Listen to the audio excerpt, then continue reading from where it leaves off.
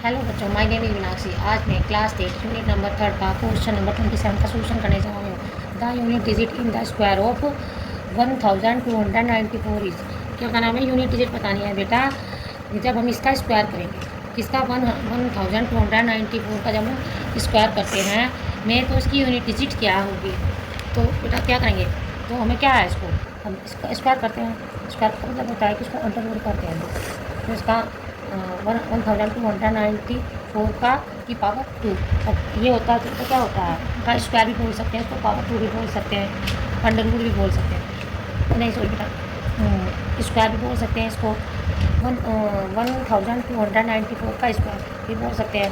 1294 की पावर 2।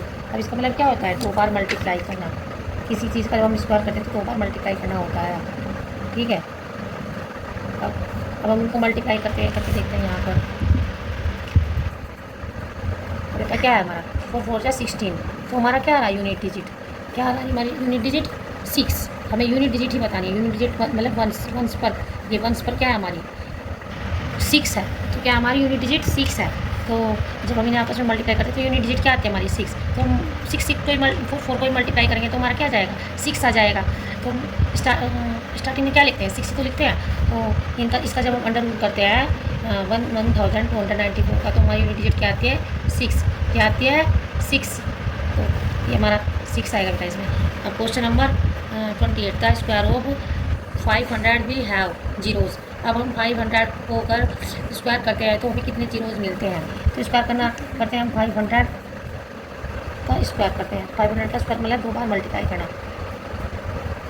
तो क्या जाएगा बेटा, जब हमको सिंपल तरीका पता है, जब हमारी जितनी भी जीरो होती हैं उनको मल्टीप्लाई में क्या कर लेते हैं, ऐड कर लेते हैं। तो 2 जीरो इसमें 2 जीरो, तो हमारी क्या हो जाएंगी 4 जीरो हो जाएंगी। क्या हो जाएंगी 4 जीरो। 2 जीरो इसमें 2 जीरो तो 4 zero.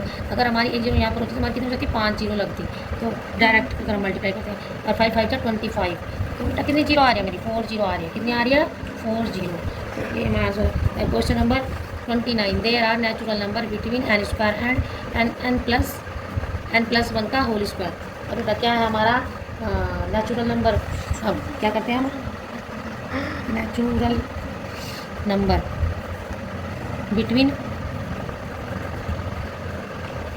N square and n plus one का होल स्क्वायर। अब बेटा क्या करते हैं हम, इसको क्या फॉर्मूला है इसका, जब इनके बीच का नेचुरल नंबर निकालने हैं तो क्या आता है,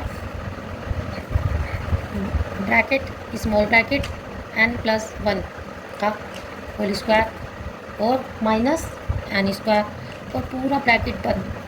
और फिर क्या करते हैं हम -1, क्या है -1, ये इसका फॉर्मूला होता है। अब इसको बेटा हम खोलते हैं तो एन प्लस 1 का होल स्क्वायर का फॉर्मूला क्या होता है। अब हम इसमें a प्लस बी का होल स्क्वायर का फॉर्मूला लगाते हैं। क्या होता है a प्लस बी का होल स्क्वायर का, a square plus b square plus 2ab।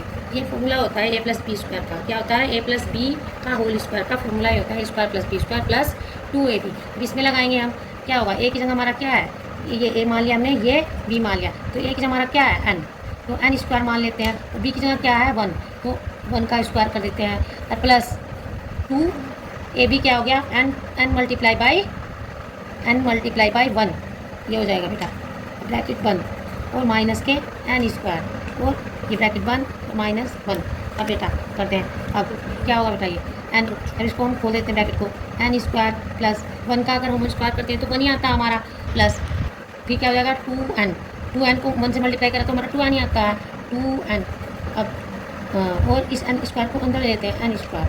अब ये माइनस के 1, अब ये प्लस का एन स्क्वायर है और माइनस का एन स्क्वायर। तो हमारी सेम वेरिएबल होते हैं और उनकी पावर भी सेम होती है और से साइन अलग अलग होते हैं, तो क्या होता है हमारा, ये आपस में कट हो जाते हैं। क्या होता है ये, क्योंकि इनको हम सब्ट्रैक्ट करते हैं तो सब्ट्रैक्ट करने के बाद क्या आता है हमारा, जीरो आता है। क्या आता है, जीरो।